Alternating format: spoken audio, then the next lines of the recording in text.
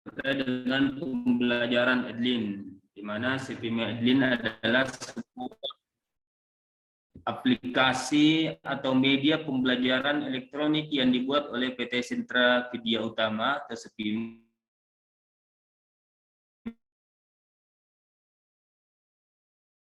sebuah perusahaan konsultan yang sedang mengembang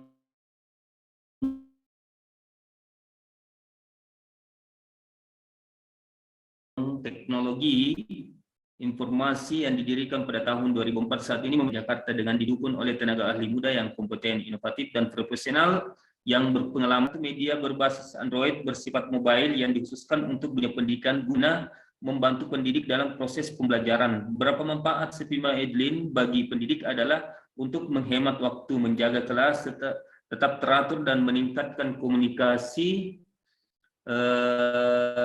dengan pelajar atau peserta didik. Selain bermanfaat bagi pendidik, itu juga akan disebutkan manfaat aplikasi ini bagi peserta didik seperti mempermudah dalam mengumpulkan tugas dengan singkat.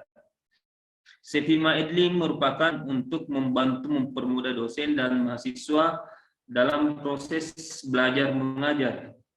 Dia dalam Android sehingga memudahkan bagi dosen dan mahasiswa dalam melakukan proses belajar mengajar. Dengan kelebihan dari CPMA Edlin sebagai aplikasi media pembelajaran yaitu adanya fitur reminder jadwal perkuliahan yang muncul sebagai notifikasi di layar smartphone, membuat mahasiswa menjadi tidak ketinggalan pelajaran atau tugas yang diberikan dosen. Selain itu juga adanya fitur grup diskusi atau forum kelas perkuliahan dapat membuat proses belajar menjadi lebih efektif. Sedangkan kekurangan dari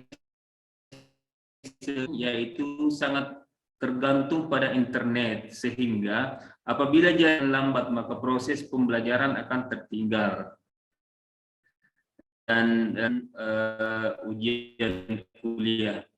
Kemudian yang ketiga adalah jurnal pembelajaran Google Classroom.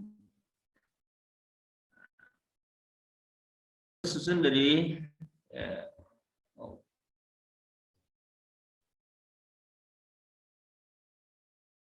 Google Classroom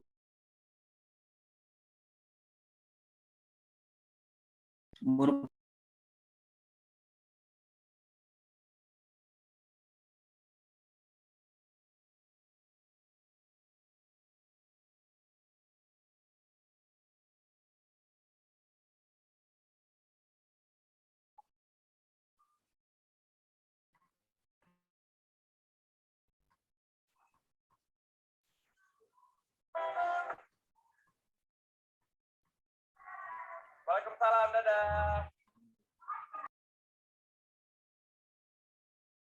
Kekurangan dari Google Classroom yaitu tampilannya yang kurang menarik bagi siswa dan waktu pengiriman tugas dapat diatur sehingga banyak siswa yang memanfaatkan untuk mengirim tugas agak terlambat. Yang keempat,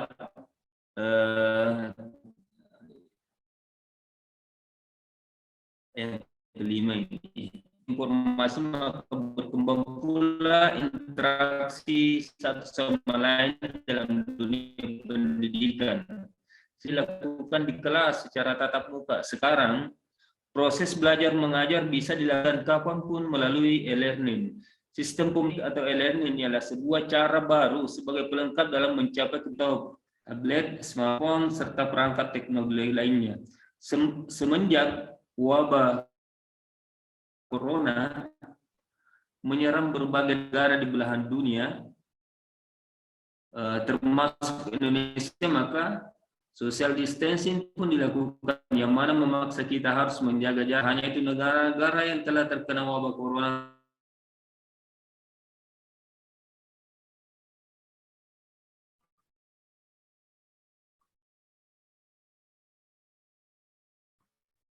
Psikologi adalah sebuah layanan komunikasi sosial serta lingkungan belajar virtual bagi sekolah-sekolah serta perguruan tinggi yang mana memungkinkan pengguna tersebut untuk bisa berbuat, mengelola serta berbagi konten akademik.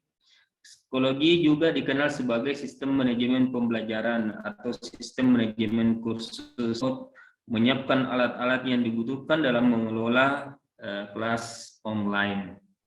Kelebihan psikologi yaitu pertama, aplikasi psikologi bisa diakses secara mudah di pencarian Google dengan mengetik psikologi, maka program tersebut akan muncul. Kedua, terdapatnya berbagai jenis materi yang bisa digunakan. Jika butuh untuk menyimak percakapan saat proses belajar mengajar tersebut, ini audio visual. Ketiga, sebelum proses belajar mengajar dimulai, guru dosen bisa mengirim materi dalam fitur assignment. Perintah mengerjakan soal-soal dengan batas waktu bisa juga dimasukkan dalam fitur assignment tersebut. Keempat, psikologi ini juga mengunduh dan mencetak daftar hadir serta tugas-tugas yang dikirim sebelum, jadi kita punya file offline. Adapun kekurangan dari psikologi itu adalah pertama, lancar atau tidaknya ketika mengakses psikologi tergantung sinyal dari kartu kuota yang digunakan. Kedua, boros kuota. Ketika pengajar memberikan file berupa audio, itu akan menyedot kuota beberapa byte. Ketiga, psikologi hanya bisa diakses pada handphone Android saja. Yang keempat, bisa terjadi kerjasama antara yang benar-benar masuk kelas dan tidak. Teoretik bidang garapan profesi teknologi pendidikan. Untuk teoretik ialah istilah teori yang dalam pembicaraan sehari-hari sering digunakan sebagai lawan kata praktik yang mempunyai arti kata yang jelas, yaitu suatu prinsip umum yang digunakan oleh data sebagai penjelasan terhadap kelompok gejala atau pernyataan tentang hubungan yang berlaku terhadap